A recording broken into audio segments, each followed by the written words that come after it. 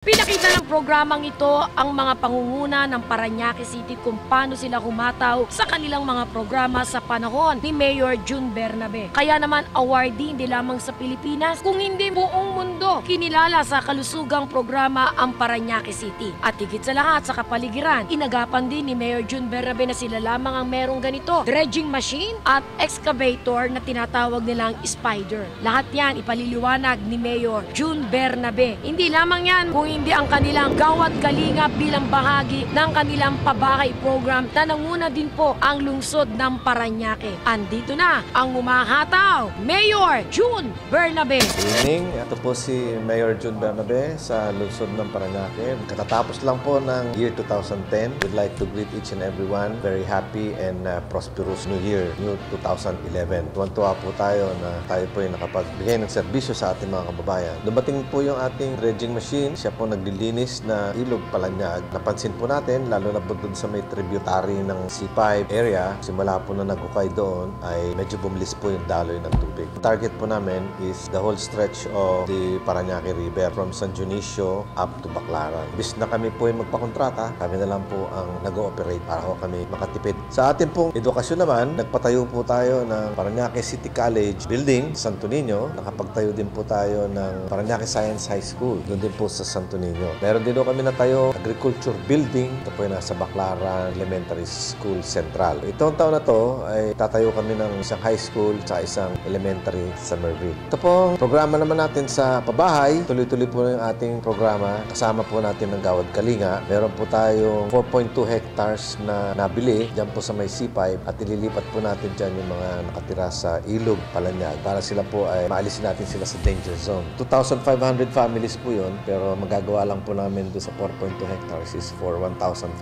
families. Ang angkop, sasama rin po sa grupo na yan na mag-sponsor ng mga materyales, around 300 units. GK will also sponsor around 300 units. Yun po mga nakatira din sa mga tabi-tabi na tulay, tutulungan din namin po makalipat sa lugar na yan. Katatapos lang po namin mag-inaugurate na Gawad Kalinga sa Tramo, yung po tinatawag na JB Village. 120 units naman po yan. Meron na ho kaming nakuhang sponsor for 55 units. Yun po yung airspeed. Hataw ba, Parañaque! Hataw ba, Parañaque! Tungkol naman po sa kalusugan, binigyan po tayo na Department of Health at saka ng Department of Interior and Local Government na award. Tayo lang po nakakuha ng award na yan sa Metro Manila, City of Parañaque. Ang programa po natin ay Mitigation of HIV/AIDS. That's why it's called JAMP Award. Honorable Mayor Parañaque, Mayor Florencio Bernabe together with his team.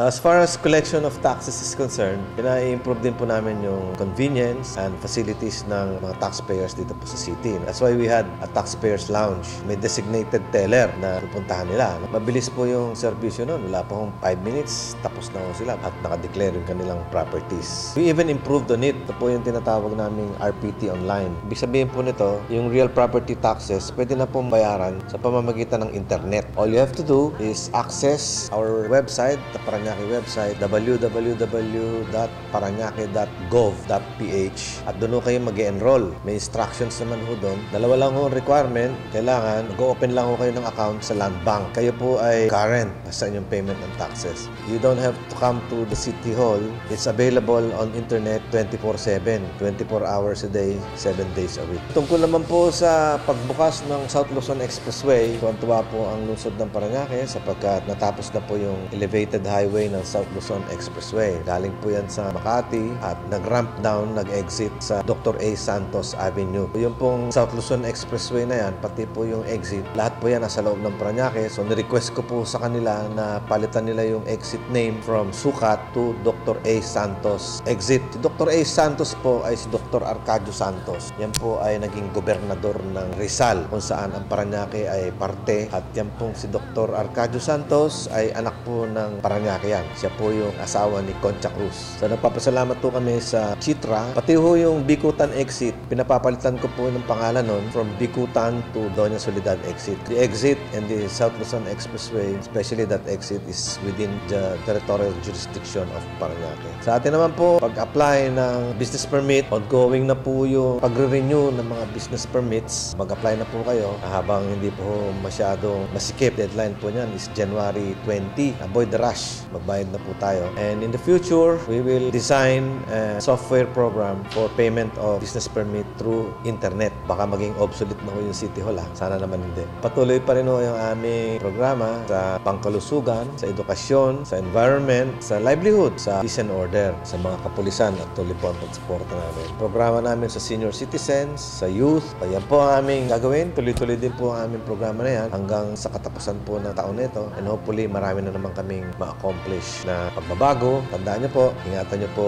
ang pag-handle ninyo ng basura para po hindi kumalat-kalat yung ating basura. Ilabas nyo lang po sa gabi at wag po sa araw. Ito po si Mayor June Bernabe. Nagpapasalamat po sa mga kababayan po natin sa lungsod ng Paranaque. God bless. Hataw pa, Paranaque.